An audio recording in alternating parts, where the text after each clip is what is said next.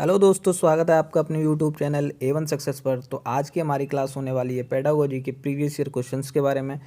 और previous year question जो हमारी सीरीज चल रही है पेडागोजी स्पेशल की जो सीरीज चल रही है उसमें हमारा ये सेट नंबर 8 है। इससे पहले हम ऑलरेडी 7 सेट डिस्कस कर चुके हैं। अगर आपने वो वीडियो नहीं देखी है, वो प्लेलिस्ट नहीं देखी है, प्लेलिस्ट जाके चेकआउट करें। पेडागोजी स्पेशल करके प्लेलिस्ट बनी हुई है, उसमें ऑलरेडी हम 7 डिस्कस करा चुके हैं। ये हमारा 8वां सीरीज़ है जिसमें हम टॉप 20 क्वेश्चंस के बारे में बात करेंगे। और ये हमारे इंपॉर्टेंट होने वाले हैं DSSB, KVS, NVS और सुपर टेट और other teaching exams like CTET, UP TET और अदर स्टेट के जो एग्ज़ाम्स हैं उनके लिए ये इंपॉर्टेंट होने वाली है वीडियो। लाइक CTET जो हमारा इंपॉर्टेंट एग्ज़ाम है, CTET आने वाला है अभी, और UP टेट, ठीक है, और अदर स्टेट के जो भी टेट हैं उनके लिए ये इंपॉर्टेंट होने वाली क्लास। तो आप एंड में, वीडियो के एंड में कमेंट करके बताएंगे कि आपका जो स्कोर है वो 20 आउट ऑफ कितना रहा, आउट ऑफ 20 कितना आपका स्कोर रहा, ठीक है। वो आप अपना हमें स्कोर कमेंट बॉक्स में बताएंगे। चलिए तो बढ़ते हैं पहले क्वेश्चन की तरफ। पहला क्वेश्चन है हमारा, CC प्रणाली के बारे में कौन सा सत्य नहीं है। तो 4 कथन दिए हुए हैं आपको, ABCD ऑप्शन दिए हुए हैं, उसमें से बताना है आपको कौन सा सत्य नहीं है, ठीक है। बच्चों में ये प्रतिस्पर्धा की भावना बढ़ाता है, सामग्री के छोटे हिस्से पर लिखने की प्रगति की पहचान करता है, ऑप्शन C है। उपचारात्मक प्रतिक्रिया उपलब्ध कराता है, या ऑप्शन D, गैर शिक्षण योजनाओं की पहचान करता है और उन्हें बढ़ावा देता है, ठीक है।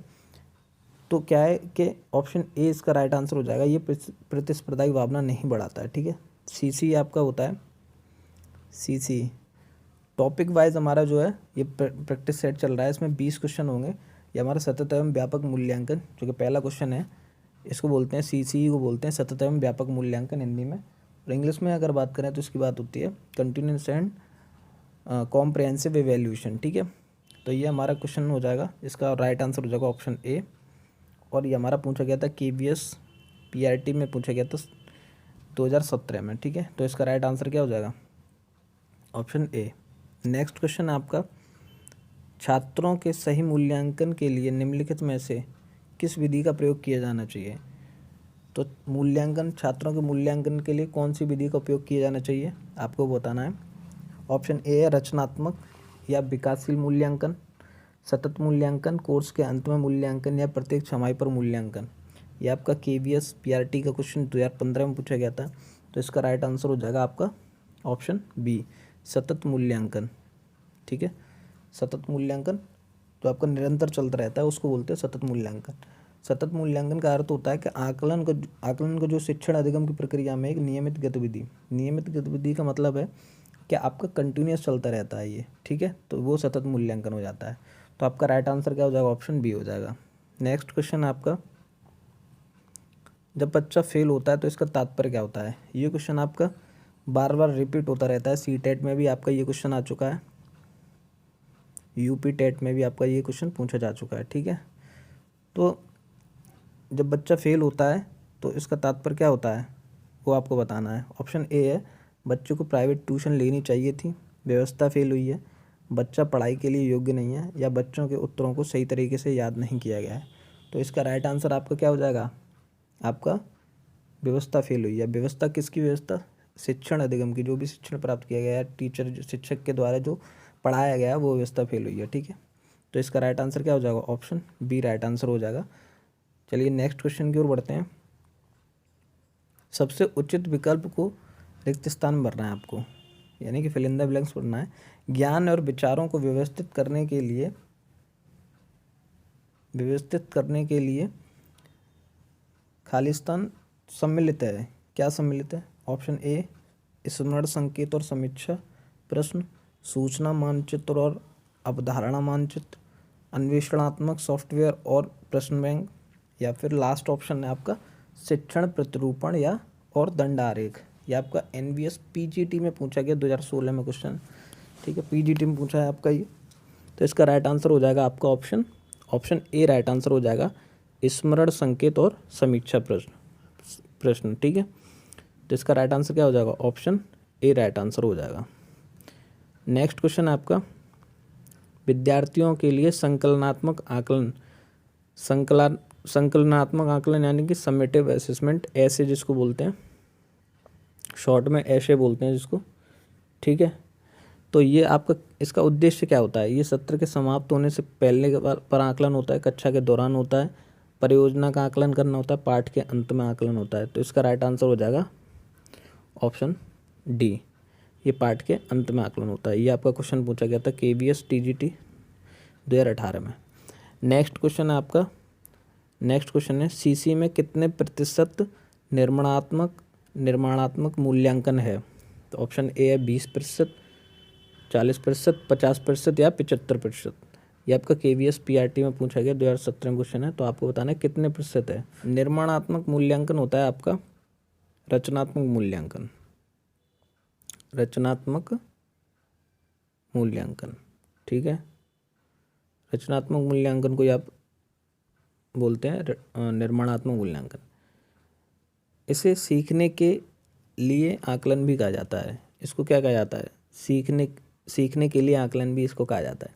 तो इसका राइट आंसर हो जाएगा ऑप्शन बी 40%, ठीक है। नेक्स्ट क्वेश्चन की ओर बढ़ते हैं। नेक्स्ट क्वेश्चन हमारा, यदि किसी परीक्षा में आपकी कक्षा के अधिकांश विद्यार्थी असफल हो जाएं तो आप इसका दायित्व किस पर डालेंगे। तो आप इसका दायित्व किस पर डालेंगे। ऑप्शन ए है विद्यालय में उपलब्ध कमज़ोर सुविधाएं, अधिकारी की कमज़ोर योजना, आपकी अपनी जो शिक्षण विधि है वो, या फिर ऑप्शन डी है बच्चे की पढ़ाई में लापरवाही, ठीक है। ये आपका 2010 PRT KVS में पूछा गया क्वेश्चन था। तो आप बताएंगे इसका आंसर क्या होगा, ठीक है। तो इसका राइट आंसर हो जाएगा कि जो शिक्षण विधि द्वारा शिक्षक द्वारा जो शिक्षण विधि पढ़ाई गई है वो असफल हुई है, ठीक है, और जिस कारण से बच्चा भी असफल हुआ है, ठीक है। तो ऑप्शन सी राइट आंसर हो जाएगा। जैसा कि अभी इससे पिछला जो क्वेश्चन किया था उसमें व्यवस्था फेल हुई थी, तो यही कारण होता है कि शिक्षक द्वारा जो शिक्षण विधि है अच्छी तरह से नहीं पढ़ाई जाती है, जिस कारण कहा जाता है कि व्यवस्था फेल हो गई, यानी कि शिक्षण अधिगम जो प्रक्रिया है वो पूर्ण रूप से नहीं हो पाई, ठीक है। तो नेक्स्ट क्वेश्चन हमारा, व्यापक मूल्यांकन डैश खालिस्तान आपका क्या है के निर्धारण को सूचित करता है। ये आपका भरना है, फिल इन द ब्लैंक्स बताना है आपको क्या होगा इसमें। ऑप्शन ए है सह अध्यापन पद्धति, ऑप्शन बी सैद्धांतिक विषय, ऑप्शन सी शैक्षिक और सह शैक्षिक क्षेत्र, ऑप्शन डी है संकलित निर्धारण परीक्षण। ये आपका PRT में 2013 में क्वेश्चन पूछा गया है। तो आपको बताना है कि इसका आंसर क्या होगा। तो इसका आंसर हो जाएगा आपका ऑप्शन सी शैक्षिक और सह शैक्षिक क्षेत्र, यानी कि राइट आंसर ऑप्शन सी हो जाएगा। आपने इसका क्वेश्चन का क्या आंसर लगाया था वो भी आप कमेंट में बताएंगे, ठीक है। चलिए नेक्स्ट क्वेश्चन की ओर बढ़ते हैं। नेक्स्ट क्वेश्चन हमारा, एक प्रकार का श्रेणीकरण जिसमें अलग अलग श्रेणी बिंदुओं पर अध्येताओं यानी कि जो अध्ययन करता होता है, यानी कि स्टूडेंट्स होते हैं आपके, वो अध्येताओं कहलाते हैं। तो इसका राइट आंसर क्या हो जाएगा आपका, इसका हो जाएगा, तो इसका राइट आंसर हो जाएगा आपका option B. Option B is the right answer, सापेक्ष श्रेणीकरण, ठीक है। अध्येताओं का निश्चित अनुपात होता है, क्या कहलाता है वो निश्चित अनुपात, क्या कहलाता है वो आपको बताना है। तो वो होता है आपका सापेक्ष श्रेणीकरण। सापेक्ष श्रेणीकरण यानी कि रिलेटिव ग्रेडिंग इसको बोल सकते हैं अगर बोलना चाहें तो। निरपेक्ष आपका होता है इररिलेटिव, प्रत्यक्ष आपका होता है डायरेक्ट ग्रेडिंग, और अप्रत्यक्ष आपका होता है इनडायरेक्ट ग्रेडिंग। ये डायरेक्ट हो गया, ये इनडायरेक्ट हो गया, ठीक है। ये आपका TGT KVS में पूछा गया 2017 का क्वेश्चन है। तो इसका राइट आंसर हो जाएगा ऑप्शन बी। चलिए नेक्स्ट क्वेश्चन की ओर बढ़ते हैं। नेक्स्ट क्वेश्चन है आपका, पोर्टफोलियो सतत एवं व्यापक मूल्यांकन का एक महत्वपूर्ण माध्यम है क्योंकि वह क्या। ऑप्शन ए अनिवार्य है, क्रियान्वित करना सरल होता है, न्यूनतम सूचना प्रदान करता है, या विद्यार्थियों में कौशल विकास को इंगित करता है। ये आपका NVS PGT 2016 में क्वेश्चन पूछा गया है। तो इसका राइट आंसर हो जाएगा ऑप्शन डी, विद्यार्थियों के कौशल के विकास को इंगित करता है। तो ऑप्शन डी क्या हो जाएगा इसका राइट आंसर। चलिए नेक्स्ट क्वेश्चन की ओर बढ़ते हैं। नेक्स्ट क्वेश्चन है हमारा, फिल इन द ब्लैंक्स उपकरण शिक्षकों को यह निर्दिष्ट करने में मदद करता है कि विभिन्न विषयों के लिए कितनी परीक्षण रिक्त प्रदान करनी है। तो ये इसका राइट आंसर हो जाएगा आपका option B. Option B right answer हो जाएगा। टेस्ट ब्लूप्रिंट क्या होता है कि प्रश्न पत्र का जो निर्माण करने से पूर्व शिक्षक द्वारा जो ब्लूप्रिंट तैयार किया जाता है, प्रश्न पत्र निर्माण करने से पहले जो ब्लूप्रिंट तैयार किया जाता है उसी आधार पर प्रश्न पत्र भी निर्माण किया जाता है, उसको हम क्या बोलते हैं, टेस्ट ब्लूप्रिंट बोलते हैं। ठीक है, तो इसका राइट आंसर हो जाएगा आपका बी, ऑप्शन बी। ठीक है, आपने इस क्वेश्चन का क्या आंसर लगाया था वो भी आप कमेंट में बताएंगे। ठीक, नेक्स्ट क्वेश्चन है आपका, रचनात्मकता के लिए निम्नलिखित में से किस प्रकार के पासी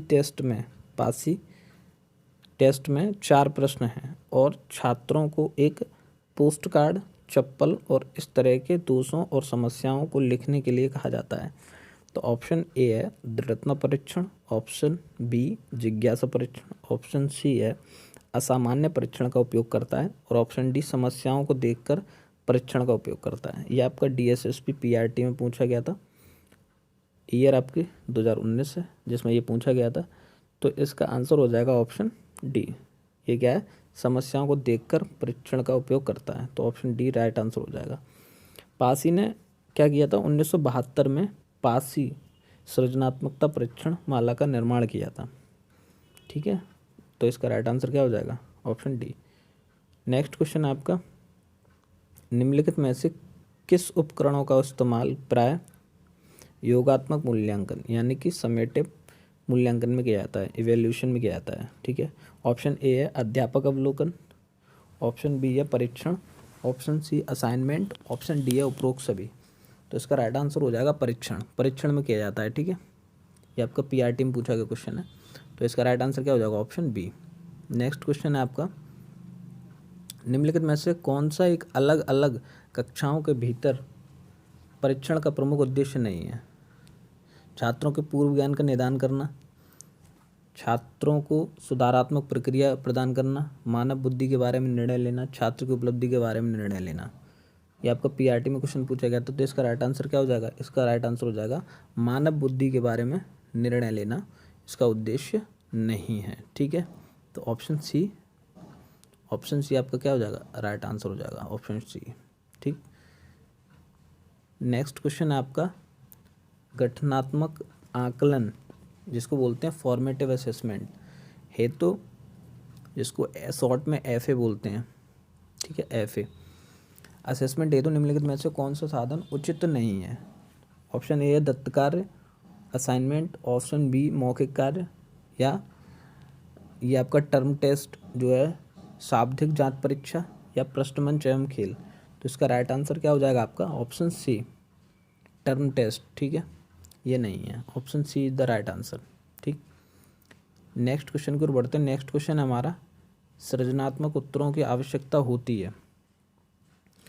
सृजनात्मक उत्तरों की आवश्यकता होती है किसमें, प्रत्यक्ष शिक्षण एवं प्रत्यक्ष प्रश्नों की, विषय वस्तु आधारित प्रश्नों की, खुले प्रश्नों की, एक अति अनुशासित कक्षा की।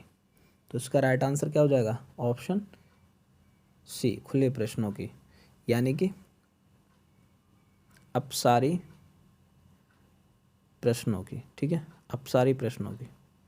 खुले प्रश्न कौन से होते हैं, अपसारी प्रश्न होते हैं। ठीक है, और बंद प्रकार के अभिसारी होते हैं। ठीक है, तो इसका राइट आंसर क्या हो जाएगा, ऑप्शन सी। नेक्स्ट क्वेश्चन है आपका, विद्यालय में निबंध प्रकार के प्रश्नों के बावजूद वस्तुनिष्ठ प्रकार के प्रश्न पूछे जाते हैं, क्यों। छात्रों की समय के महत्व को बताने के लिए, कम समय के महत्व को बताने के लिए, अधिक प्रश्नों के उत्तर जानने के लिए, यह उत्तर पत्र को हल करने की एक अधिक सुविधाजनक विधि है। यह आपका स्पेशल एजुकेटल PRT में जो है 2013 में पूछा गया क्वेश्चन है। तो इसका राइट आंसर क्या हो जाएगा, इसका राइट आंसर हो जाएगा ऑप्शन सी, अधिक प्रश्नों के उत्तर जानने के लिए हमारा ये इम्पोर्टेंट होता है। ठीक है, निबंध प्रकार के प्रश्न के बावजूद वस्तुनिष्ठ प्रकार के प्रश्न पूछे जाते हैं क्योंकि अधिक प्रश्नों के उत्तर जान सकेंगे मुझसे। ठीक है, इसका राइट आंसर सी हो जाएगा।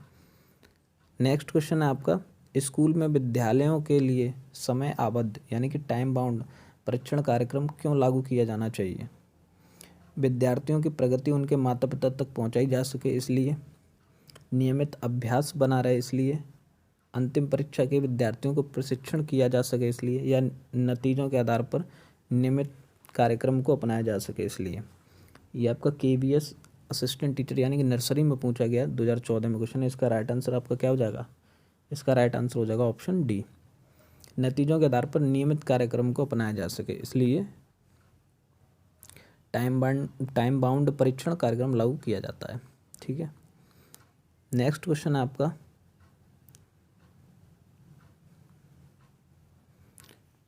कोलैबोरेटिव सीखने की प्रक्रियाओं की जांच के लिए कौन से तरीके प्रयोग किए जाते हैं?